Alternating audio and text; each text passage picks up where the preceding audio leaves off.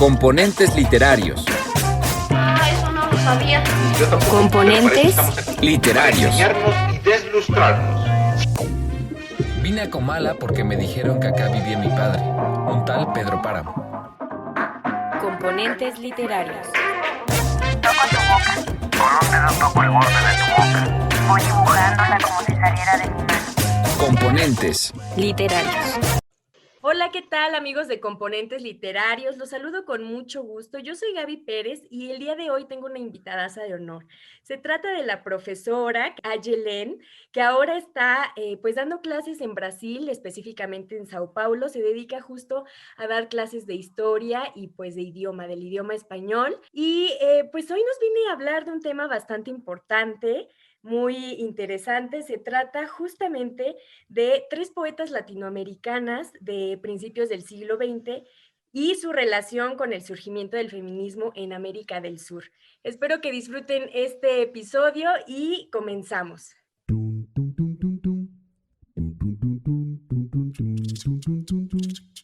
Gramática es el arte o la ciencia, pues en esto no nos hemos puesto de acuerdo, que nos enseña a leer y a escribir correctamente el idioma castellano. Ahora, carnal, te agarramos con las manos y El macaquito. Venga, el macaquito. Venga. Hola, ¿qué tal, Aye? ¿Cómo estás? Me da mucho gusto que estés aquí con nosotros en Componentes Literarios. Hola Gaby, muchas gracias por la invitación. Yo también estoy feliz de tener esta oportunidad de hablar un poquito sobre todo este tema que es bastante interesante y importante también, ¿no? Para el momento en el que estamos. Claro, ay, me da mucho gusto primeritito que estés aquí con nosotros, Aye, de veras, es un gusto que podamos platicar de estos temas, que nos estemos acercando más a partes históricas y por supuesto contextuales que siguen pues totalmente vigentes y sobre todo que bueno, surgen muchas dudas ahora con este auge o resurgimiento, como le llaman también, de las cuestiones feministas, ¿no? Que muchos toman en cuenta o su visión es, está haciendo un boom por moda o está haciendo un boom por, yo qué sé, ¿no? Por una cuestión de crisis que estamos viviendo, etcétera. Pero en realidad esto del feminismo recorre pues tiempos de hace muchísimo y pues nos gustaría que en este caso en América del Sur, contextualízanos por favor y sobre todo cómo la literatura se va vinculando con este proceso. Perfecto. Sí, como tú decías, Gaby, viene desde hace mucho, no es algo reciente, lo que estamos viviendo, cuarta onda, o de un resabio de lo que sería la tercera onda, que viene para principios de la década del 90, todavía en el siglo XX. Pero en realidad podemos rastrear el feminismo durante la Revolución Francesa, por ejemplo, que fueron mujeres las que llevaron muchas de las causas, ¿no? Y fueron las primeras a marcar esa cuestión, ¿no? De que estaban hablando de derechos, de ciudadanía, libertad, de fraternidad, pero no estaban considerando a la mujer dentro de ese sujeto de derecho.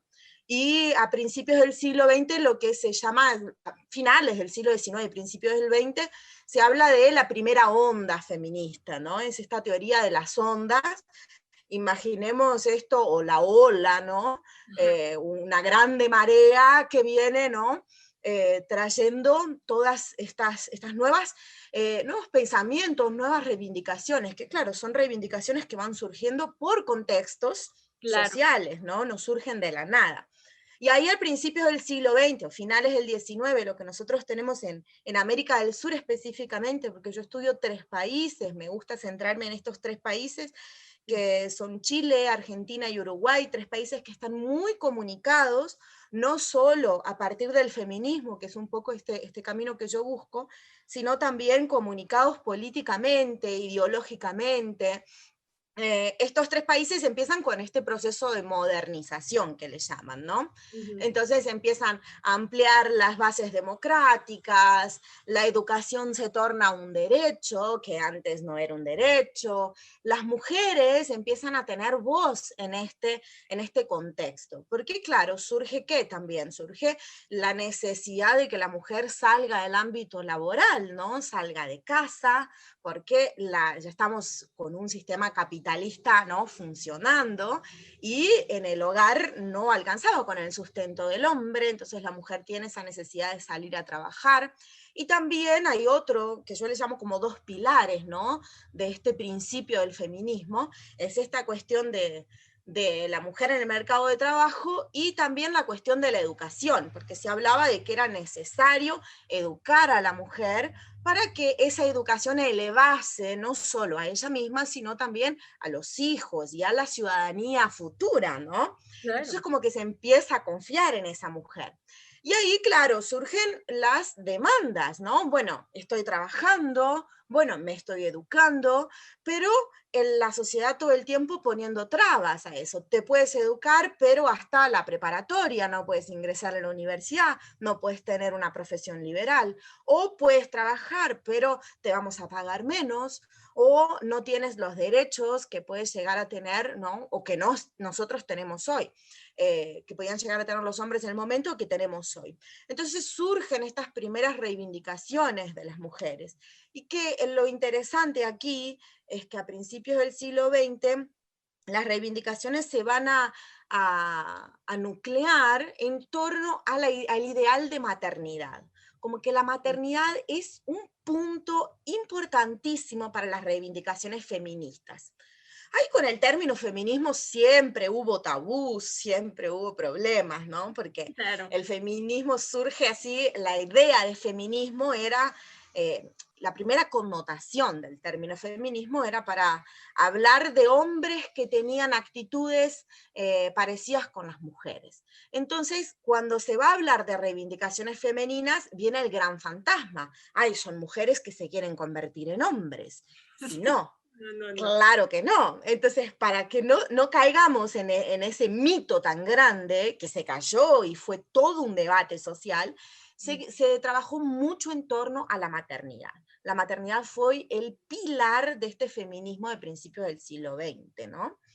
Ahí van a organizarse estas reivindicaciones, como por ejemplo, bueno, condiciones de trabajo, ¿no? Las mujeres que parimos, que las mujeres que vamos a traer estas futuras generaciones, precisamos condiciones de higiene en nuestro trabajo, precisamos una licencia para amamantar, precisamos también un tiempo para prepararnos para el parto, para criar esa criatura que nace. Entonces esas son las primeras reivindicaciones. Junto a eso también la cuestión de la educación. Bueno, es necesario que nos eduquemos para educar a este hijo, para educar a estas nuevas generaciones que están viniendo, ¿no? Y estas reivindicaciones se dan en los 3 países. Y es interesante, a mí me gusta esto de los 3 países, porque la mujer surge a partir de la palabra, ¿no? A partir de la palabra escrita. Entonces, las primeras reivindicaciones se dan en revistas de mujeres, revistas escritas y dedicadas a un público femenino. Entonces son las propias mujeres, y las primeras de estos fueron las anarquistas, en Argentina, que después por una ley de deportación los anarquistas no podían quedarse en Argentina y la mayoría se fue por Uruguay, y estas anarquistas empiezan a organizarse no solo en torno a la actividad laboral, sino también con la prensa escrita. Y esta prensa circula, ¿no? Pasa la cordillera de los Andes, llega a Chile, las mujeres de Uruguay van a dar conferencias en Chile, las chilenas van para Argentina, y hay un flujo de información y de dividir también, ¿no?, este momento histórico y esta necesidad de lucha bien importante y bien interesante, ¿no? Esta sería como la primera parte también de este feminismo que hablamos. Y lo lindo aquí, lo interesante, es esto de que sale y surge de la mano de la palabra escrita, ¿no? Y ahí yo creo que la literatura tiene un punto importantísimo, ¿no? Esta parte que viene y que vas a ayudarnos a entender mejor es justo ver cómo la relación contextual viene directamente a abrir camino dentro de la literatura y de las artes en general, ¿no? Pero en este caso, de un punto sumamente caótico y que al mismo tiempo lograr un lugar dentro de la sociedad. Me gustaría que nos platicaras ahora sí esta parte de cómo van las poetas que nos vas a mencionar a instaurando estas ideologías, este modo de pensamiento, esta lucha dentro de sus textos. ¿Cómo es que amarramos o anclamos justamente esta crisis, este proceso de posicionamiento en las mujeres dentro de sus textos? Perfecto. Antes que eso, es necesario aclarar también que la poesía es un género que no necesariamente, cuando lo leemos, las informaciones estén directamente enunciadas, ¿no? Exacto. Entonces, por eso tenemos esta necesidad del análisis poético, del análisis del yo poético, de no intentando buscar lo que quiere decir el autor, porque claro que si no, la autora no la conocemos, no vamos a saber lo que quiere decir, pero sí buscando estos elementos que nos permiten construir un discurso, una narrativa poética a partir de todas sus obras, ¿no? Y es curioso que estas tres mujeres, que son tres poetas, que yo las coloco aquí también en este contexto, son a Gabriela Mistral de Chile, Alfonsina Storni de Argentina, como tú dijiste, y Juana de Ibarburu, es una poeta uruguaya. Ellas tres fueron consagradas, hoy son cánones, hacen parte del canon literario, y fueron consagradas en la década del 30, ¿no? Como las musas de América. Y ahí viene mi cuestión. ¿Por qué estas tres poetas son las musas y no son otras, ¿no? ¿Qué decían estas mujeres para que sean las musas y no a las tantas otras poetas que había? Antes de entrar de lleno aquí, es interesante decir que muchas mujeres escribían en la época. Con esto de que las mujeres podían ya educarse, surgió la posibilidad de escribir para revistas, tanto de estas revistas feministas, ¿no? Panfletarias, si se quiere, sino también en revistas dedicadas a la mujer, no con una mirada feminista, sino con una mirada más femenina. Y estas mujeres escribían ahí sus primeros versos, escribían ahí sus primeros cuentos, y hay una teórica literaria que se llama Beatriz Arlo, argentina, que ella habla de las nacidas para amar. Esa generación son las nacidas para amar, porque todos los versos, todos los cuentos, todo lo que ellas escribían estaban dentro de este universo del amor, ¿no? Ahora, ¿por qué ellas están dentro de este universo del amor? Nosotros estamos en un contexto social de transición. La mujer está saliendo del hogar para ir al ámbito público. Hasta el momento no le era permitido. Hacía 2 décadas atrás las mujeres no podían escribir. En 2 décadas empezaron a escribir. Bueno, empezaron a escribir sobre amor. Pasito a pasito, poquito a poquito, ellas van encontrando otras temáticas que exceden esta temática del amor.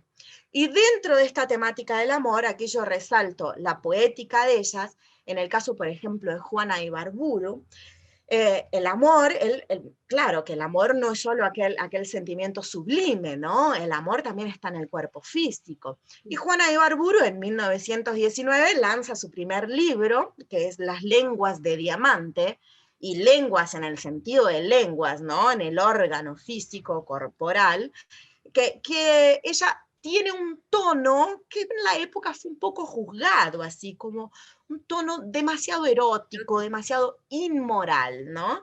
Entonces aquí ya tenemos una persona, una mujer, que está transgrediendo esas normas, ¿no? ¿Y cómo interpreto yo eso? Yo lo interpreto como una actitud sí feminista, ¿no? Una mujer que busca transgredir esas expectativas sociales, revertirlas, es una actitud feminista, ¿no? Juana, por ejemplo, fue una persona que nunca se afilió al feminismo, nunca habló sobre feminismo. En una entrevista de ella que se la hacen en la década del 50, ella dice, yo no soy feminista, soy femenina, la clásica, ¿no? Ya la habremos escuchado muchas veces nosotras, pero porque esta cuestión estaba, ¿no? Como te comentaba, el feminismo estaba asociado a esa idea de que la mujer se va a convertir en hombre, de que se precisa masculinizar. Entonces estaba todo ese mito, ¿no? Y Juana no, Juana es una bellísima ella, ¿no? Una belleza absurda, de piel blanca, pelos morenos, y ella exalta todo ese cuerpo y esa belleza física a la espera de un amante, queriendo hacer el amor con ese amante abajo del primer árbol que se le cruza. O sea, es una mujer que transgrede completamente, pero al momento de posicionarse tiene sus resalvas, ¿no? Tiene sus cuidados, porque sabe que todo eso le puede venir en contra, ¿no? Posicionarse como feminista a principios del siglo XX no era fácil. Hoy tampoco es muy fácil, imaginemos, ¿no? Un siglo atrás, ¿no? Y ahí Juana tiene estas cuestiones, ¿no? Y por ejemplo, a mí me resulta muy interesante la historia de Juana Ibarburu, porque ella va a tener sus primeras 3 libros, así que son un boom literario, es impresionante la venta, la reimpresión, las traducciones de su obra, bueno, que estas de Lenguas de Diamantes, El Cántaro Fresco y Raíz Salvaje, ¿no? Son los 3 primeros libros. Y con este tono, ¿no? Este tono absolutamente rebelde, ¿no? Y erótico, y sensual, y salvaje al mismo tiempo, porque están todas las figuras salvajes de la naturaleza, ¿no? ¿Qué pasa? En 1929 Juana está en el furor literario que ella es homenajeada con un premio como Juana de América, un título que le dan como si fuese un título, una nobleza, ¿no? Un título de noble, que se lo dan en Uruguay, pero la Academia Literaria Latinoamericana. Y este título de Juana de América, la celebración, es un rito religioso prácticamente, muy semejante a la consagración de las monjas.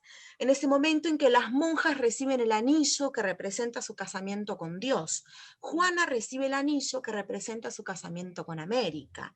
Esto pasa en 1929, ¿no?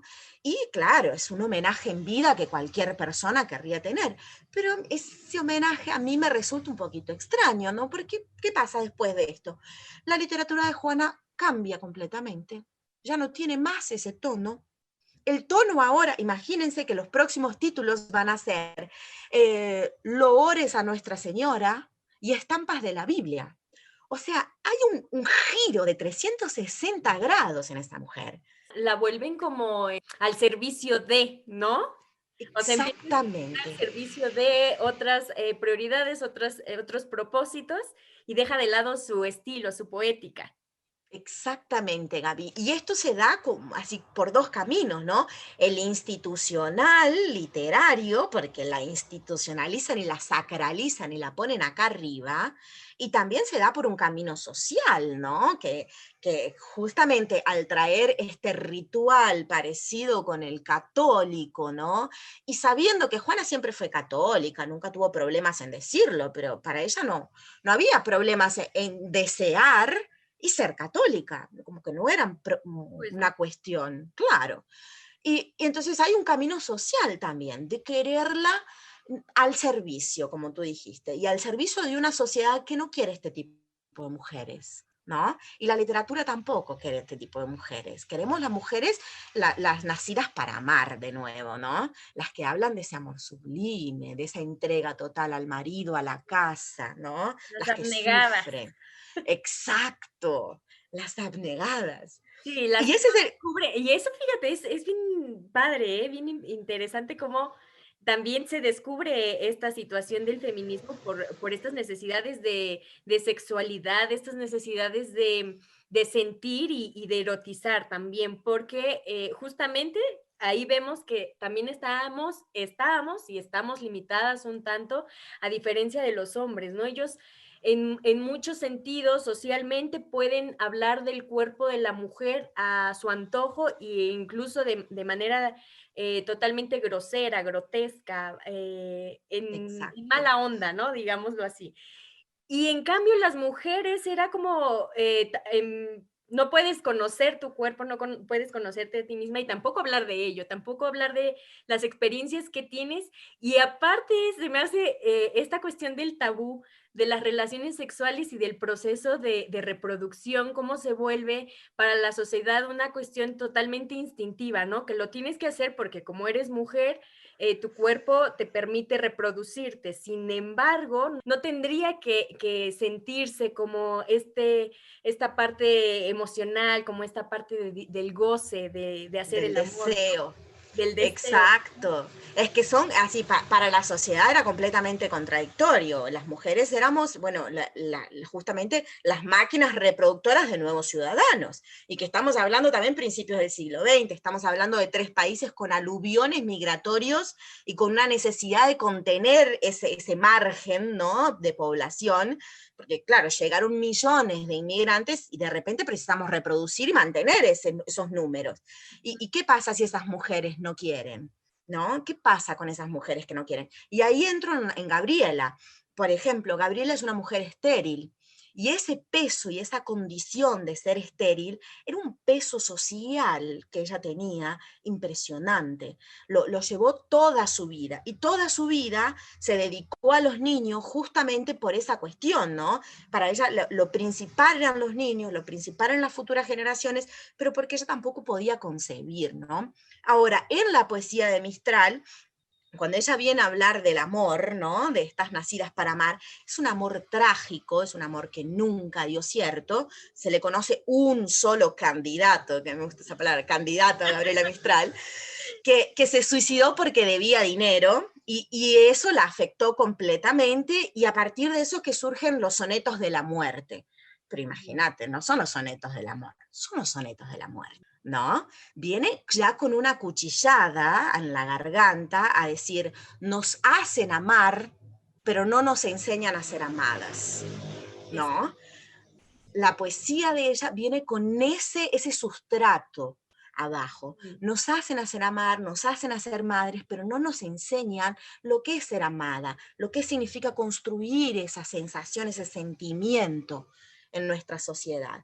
Y Gabriela, con el feminismo, por ejemplo, ella va a tener una posición dura. Gabriela siempre fue muy dura, ¿no? Ella es muy solemne, ¿no? Grandota, todavía enorme, dice que medía 1,80 m casi, sí, grande, es seria, siempre seria.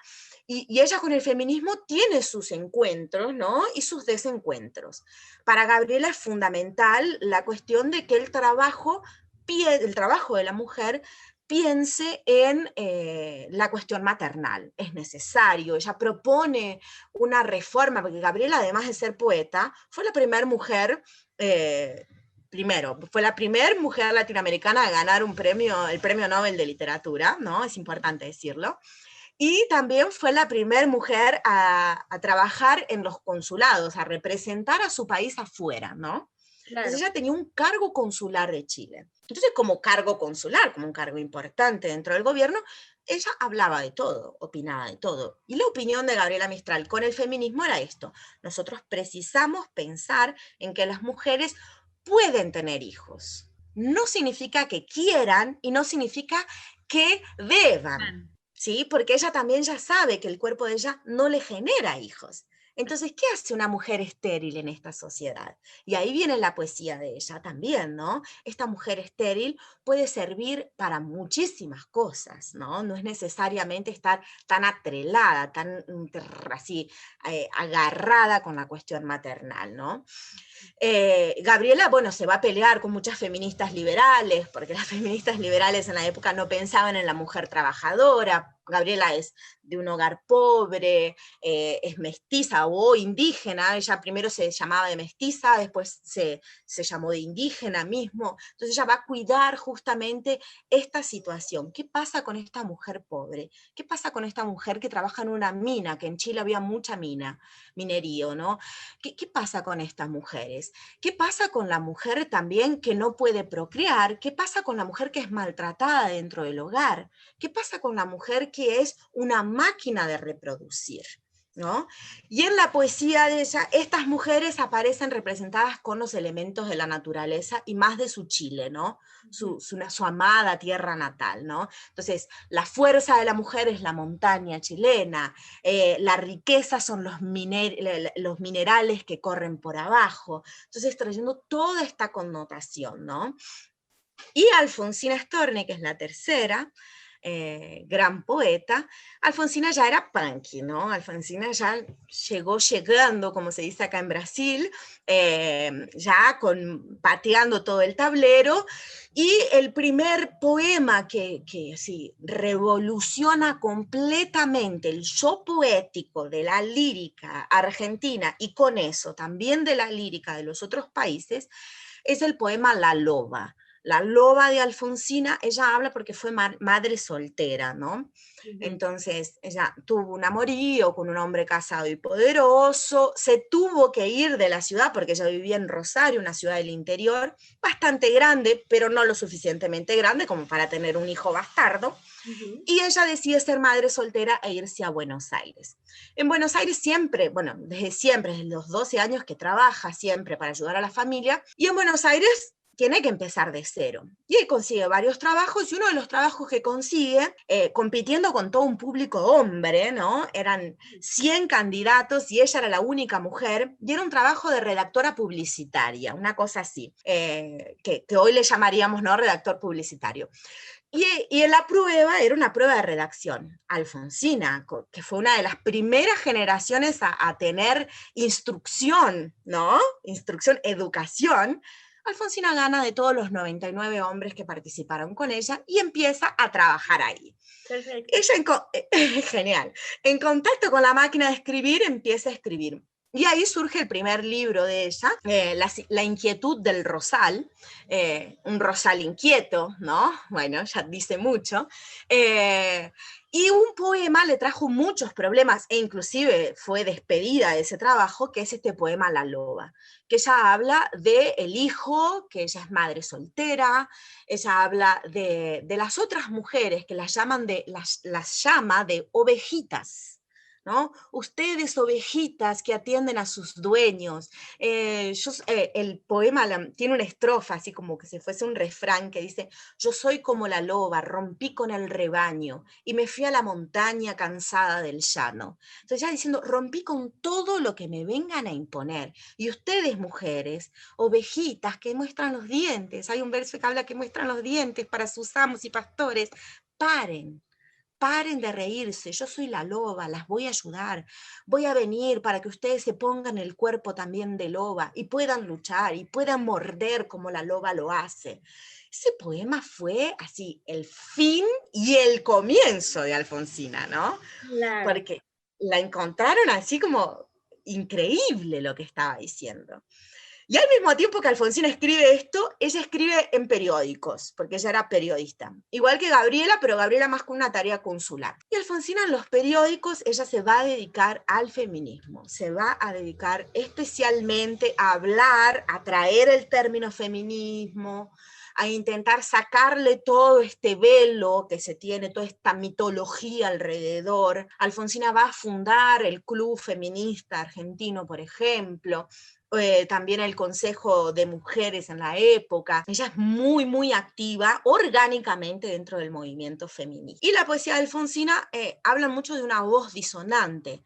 O a veces ella es la loba, que viene y come todo, que critica absolutamente todo, que lo llama, que lo manda a matar al Don Juan, por ejemplo, ¿no? Que habla de interseccionalidad en su poema, ya a principios del siglo XX. Al mismo tiempo que habla de toda esta temática, en sus poemas también está realmente La nacida para amar. Los poemas de amor de Alfonsina son trágicos, de esa forma que todo el mundo esperaba. Y las especialistas en Alfonsina van a decir que justamente esto es a propósito, ¿no? No es que Alfonsina lo hacía porque no sabía, no. Sabía que precisaba escribir algo para ser aceptada, y que podía escribir otra cosa para aceptarse a sí misma, ¿no? Para no fallarse a sí misma. Claro, estaba como incluyendo dentro de la sociedad, pero al mismo tiempo rompiendo esquemas, ¿no? Estaba justamente dividida en estas dos situaciones. Oye, Aye, me habías dicho que había 2 etapas, no sé si te interrumpí en eso. Cuéntanos. Sí. La primera etapa sería esta cuestión centrada en la maternidad y centrada en la instrucción de la mujer.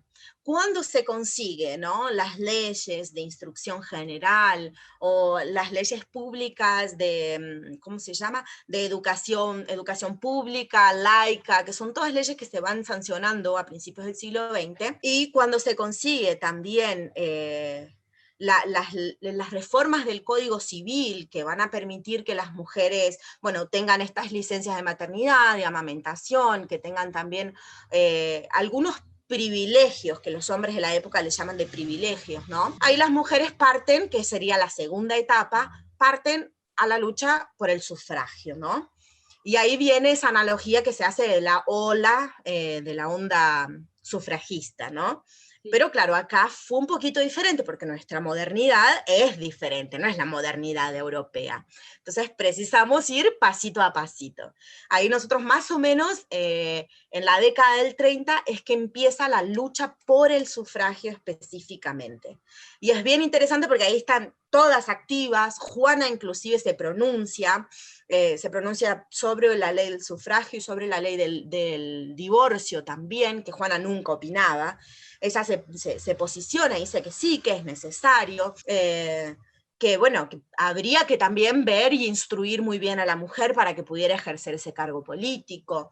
Gabriela también tiene esa narrativa al principio, después está segura al ver que muchas mujeres están consiguiendo ocupar cargos públicos o profesiones liberales y hacer muchas cosas. Y Alfonsina, sin duda, desde el primer día, si fuese por Alfonsina en 1910, estábamos todas votando, ¿no?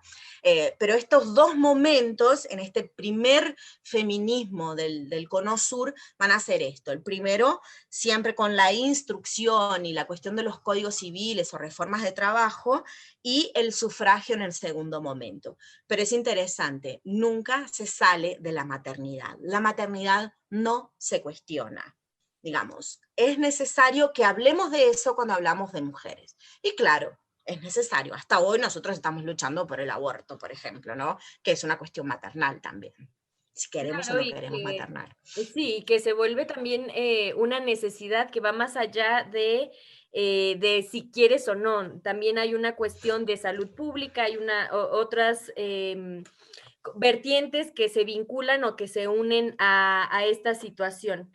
¿Y tienes algún texto u otro ejemplo dentro de estas poetas que nos pudieras compartir, que se te venga a la mente acerca de esta forma de incluir su contexto con la búsqueda y con la lucha de este feminismo?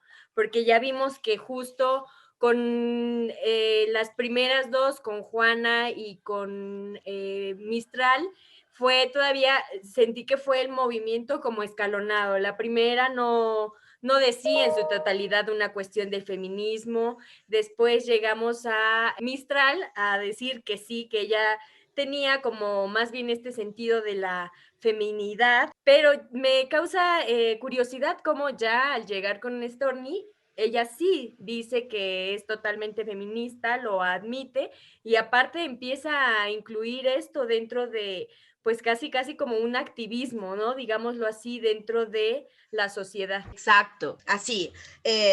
Lo que me interesa en esta cuestión es que, como tú lo puntuaste súper bien, Gaby, vemos sí, en la poesía de ellas que hay de alguna forma, lo que hay en la poesía de ellas es una evidencia de todas estas discusiones que estaban en contexto social, ¿no? Evidencias, cuando yo digo, no es soy madre y me gusta hacerlo, o no digo el feminismo nació para salvarnos, no, de lo que ellas van a pronunciar, del yo poético que ellas van a usar y la temática que ellas van a traer, ¿no? Ahora lo que te comentaba, con esto que pasó con Juana en 1929, dio resultado, ¿no? Porque la sacaron de su lugar y la sacaron del lugar que no debería estar y la pusieron en su lugar, ¿no? La pusieron en ese lugar de nuevo, de devota, de mujer de casa y todo. Para mí, y eso ya es una hipótesis personal, esta cuestión de ser declaradas de musas de América en 1938, ya tenemos una Gabriela que lucha y ya usa la palabra feminismo, ya tenemos una Juana que se posiciona un poquito, por lo menos en las entrevistas, y tenemos una Alfonsina que nunca para, pero tenemos la lucha por el sufragio. ¿Y qué pasaba? El sufragio era el fin para los hombres, ¿no? Porque pensaban que todo se iba a transformar, la tiranía que ellos hacían con las mujeres pensaban que vendría del lado de las mujeres para los hombres, ¿no? Que iban a subvertir el orden social. Ahí, en 1938, ellas son declaradas de Musas de América en un encuentro literario también latinoamericano, y son estas tres mujeres. Ahora mi pregunta es esta, ¿por qué estas tres mujeres? Bueno, tenemos en estas tres mujeres justamente tres personalidades que representan todo el debate feminista de la época, ¿no?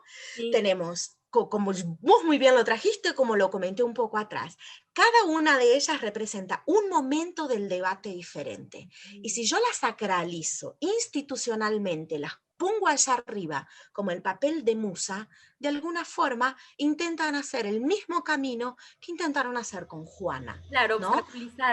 obstaculizar, Exacto. más bien como demeritar un tanto o quitarles ese poder de pensamiento de la mujer a través de la literatura, instalando como el poder, yo te nombro porque somos igual parte del Estado, somos parte del gobierno, entonces yo te nombro de esta manera porque igual el poder está de nuestro lado, entonces te domino y te nomino a través de eso, ¿no? Exacto, exacto. Y con ese movimiento te nomino y te domino, lo que intentan es domesticar y sacralizar a estas tres mujeres. Ahora vemos, ¿no? ¿Cuál fue el resultado? Bueno, fue todo lo contrario para mí a lo que esperaban, porque justamente si vos te pones a leer la poesía de mujeres, que más o menos en la década del 40 hay un boom. En la década del 60, ahí sí es el boom boom de la literatura femenina, feminista, ellas siempre van a hablar de estas tres mujeres. Son las tres mujeres que abrieron puertas, que tenían la llave. Y al mismo tiempo que todas estas literatas posteriores, ya avanzado el siglo XX, van a decir que ellas tres fueron las que abrieron las puertas, ellas tres que abrieron las puertas van a decir que hay una otra que abrió las puertas antes, y que es Delmira Agustini, que fue una gran poeta uruguaya también, fue la primera mujer a divorciarse en América Latina, y fue víctima de un feminicidio, ¿no? La mató el marido en un cuarto de hotel. Dicen los rumores que el marido, también poeta, tenía mucha envidia, porque los versos de ella eran mucho mejores, ¿no? No lo dudo, la verdad que no lo pongo en duda eso. Pero justamente Delmira, ella va a traer así, no hay mucha sofisticación en el lenguaje, como sí en las otras, pero Delmira va a traer la cuestión del deseo y de la mujer que quiere y hace lo que quiere. Uh-huh. La mujer que puede querer, la mujer que puede desear y la mujer que lo hace. Que lo hace a través de su yo poético, pero que lo hace. Entonces, estas tres musas van a hablar de Delmira como la que abre puertas, y todas las poetas contemporáneas o de la mitad del siglo XX para adelante van a hablar de estas tres como las que abrieron puertas. Entonces ahí hablamos del feminismo, ¿no? También como el que abre las puertas, ¿no? Y que no nos podemos olvidar de eso. Perfecto, y que eso justo que tiene ahora, justo quienes estén escuchando este podcast, podrán también, si tenían en este caso alguna duda de parte del surgimiento, porque como ya lo decías, mucho también tuvo que ver en Europa, en Francia y en otros tiempos. Sin embargo, dentro de América Latina, aquí podríamos ver parte del surgimiento desde la poesía, desde la literatura, y por supuesto también encontrar ciertas temáticas y ciertos conflictos que todavía nos siguen envolviendo, ¿no? Hoy me parece una cuestión sumamente curiosa el creer y el ver, que visibilizar que seguimos teniendo justo ir y venir de pensamientos entre la maternidad, entre el trabajo, seguimos con una desigualdad tremenda ante los salarios, ante el repartirnos las actividades en casa, ¿no? Por mucho, sí. Me quedé pensando desde que estabas hablando en la primera parte, en la primera etapa que nos comentabas, justamente eso, ya podían educarse, ya podían salir a trabajar, y estaban luchando justo a la par, a lo mejor, de conseguir un trabajo junto con los hombres, porque Sí. las necesidades económicas así lo interpretaban. Y justamente me parece que ahora tenemos ese sentido de lucha, porque a pesar de que el trabajo ya es más común dentro de las mujeres y los hombres a la par de alguna manera, el trabajo doméstico sigue siendo evaluado en este sentido con mayor peso dentro de en la mujer, ¿no? Ujú. Entonces, esta desigualdad cotidiana, que digo, bueno, sí ha habido cambios y sí ha habido personas o poetas, en este caso, que se han dedicado a hablar justo de conflictos que crean cierta empatía, así como nos decías con el poema de la loba, cómo no se Sí. quedan esa particularidad y esa característica del feminismo me encanta cuando hablamos de esta hermandad que existe, de esta búsqueda también de decir, te estoy hablando a ti porque somos reflejo, ¿no? Estamos juntas en esta lucha y que al final de cuentas te buscan a través de la literatura, a través de sus palabras, te buscan para que entiendas que a lo mejor puede ser una loba en un momento, pero de repente nos convertimos en ovejitas, ¿no? En algún proceso de la vida hemos sido parte de ambas. Entonces, Ujú. esa situación me parece bien importante, Aye, que nos hayas, pues, llevado de esta manera, de la mano, para entender, pues, justo cómo parte el feminismo, a través de estas 3 poetas que has elegido y que sin duda tienen, pues, mucho que ver con este tema. Certeza, seguro. Ahí sobre lo que dijiste, hay dos cositas que me olvidé de mencionar. Bueno, Ajá. una, que esta cuestión de que no estamos solas, la cuestión de la sororidad, que está muy, ¿no? Traído hoy, es una palabra muy usada, muy desgastada también a veces. En el primer Consejo Feminista Internacional, celebrado en Buenos Aires en 1910, ese era el eslogan: no estamos solas y no estamos pocas, y no somos pocas. O sea, un siglo, ¿no? Estamos hablando de un siglo antes, estaban con la misma cuestión. Y otra cuestión, esto que tú decías, que nuestra lucha hoy, por ejemplo, tiene que ver con esta cuestión de dividir las tareas en el hogar, de los pesos sociales que tenemos. Hay en estos 3 países, y que yo considero así que Alfonsina y Gabriela se pueden situar dentro de este pensamiento, el pensamiento del feminismo de compensación. El feminismo de compensación es un filósofo, un hombre filósofo, es Carlos Vaz Ferreira, que va a hablar de este feminismo, y él va a colocar que las mujeres precisan ser compensadas porque ellas tienen una carga social mayor. Y todas las leyes y todas las reivindicaciones, y nosotros estamos hablando de 1914 esto, todas las leyes y toda la legalidad que el Estado precisa buscar, conseguir, otorgar a las mujeres, se tiene que basar en esta lógica, en la lógica de que las mujeres tienen una carga social mayor. Y tenemos que entenderlo para poder de alguna forma compensar, porque igualarnos nunca nos vamos a igualar, porque realmente somos diferentes, pero compensarlo, ¿no? Me parece así súper esa lógica. Tiene sus problemitas, ¿no? Claro, como toda filosofía, pero me parece bien interesante porque es una discusión actual que ya se pensó más de un siglo atrás, ¿no? Sí, justo, eso es lo que también me llama la atención, que son, y te lo comentaba, que son circunstancias y problemas que si tú me dijeras, o sea, si no supiéramos que Mistral y que las poetas que mencionaste fueron del siglo pasado y de inicios, pensaría que igual la lucha está haciendo justo ahora, ¿no? Si está como demasiado actualizada su lucha, porque es justo lo que está ocurriendo en nuestros días. Claro que ha habido cambios, sí, pero sí seguimos con muchos obstáculos, seguimos con muchas barreras por parte de la sociedad, por parte de muchos pensamientos, en este caso también pues del Estado, ¿no? Que busca igual tener ese dominio en el que nosotras pues sigamos formando parte como de la periferia o sigamos manteniéndonos calladas o manteniéndonos en estas esquinas, ¿no? Como Ujú. justo como ovejas. Entonces, me parece bien interesante. Aye, te agradezco mucho. ¿Tendrías Nada. algo más que agregar o está bien? No, creo que está bien, si no me voy a ir muy lejos. Muy bien. Para pues, hablar siempre hay mucho.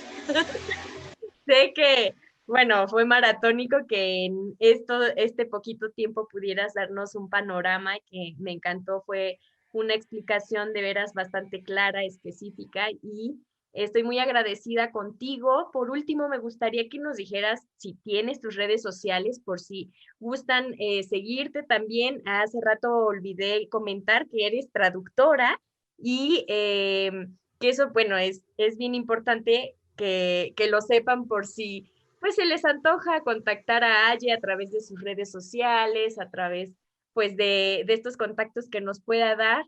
Y si les interesa más hablar sobre el tema, seguramente Aye con mucho gusto les responderá esas inquietudes. Seguro. Cuéntanos. Sin lugar a dudas. Bueno, yo estoy en Facebook como Aye-Len, mi nombre separado, ¿no? En las 2 sílabas. Y en Instagram entre esta semana. Entonces soy nueva, no tengo publicaciones, pero la idea es publicar algunas cosas, sobre todo de traducción ahí, que me gusta mucho hacer estos puentes, como vivo en Brasil, ¿no? De hacer el puente interlingual entre las dos, que es Aye-Peperina. Muy bien, pues ahí lo tienen, Componentes Literarios, ya saben dónde encontrar a Aye para que ahí tengan pues obviamente esa cercanía y a través de las redes sociales que ahora nos están facilitando tantas cosas. Ahora sí, muchas gracias Aye por tu tiempo, por estar con nosotros y compartir en este espacio. De nada, Gaby, gracias a ti por esa oportunidad, fue bien lindo, fue bien bonito así conversar contigo también. Gracias. Pues ya saben, Componentes Literarios, yo soy Gaby Pérez. En nuestras redes sociales pueden seguirnos a través de Instagram, de Facebook y por supuesto vernos y escucharnos en las plataformas de YouTube y Spotify. Me dio mucho gusto que nos hayan escuchado en otro episodio más y bueno, cuídense mucho. Esto fue Componentes Literarios. Tum tum tum tum tum tum tum tum tum tum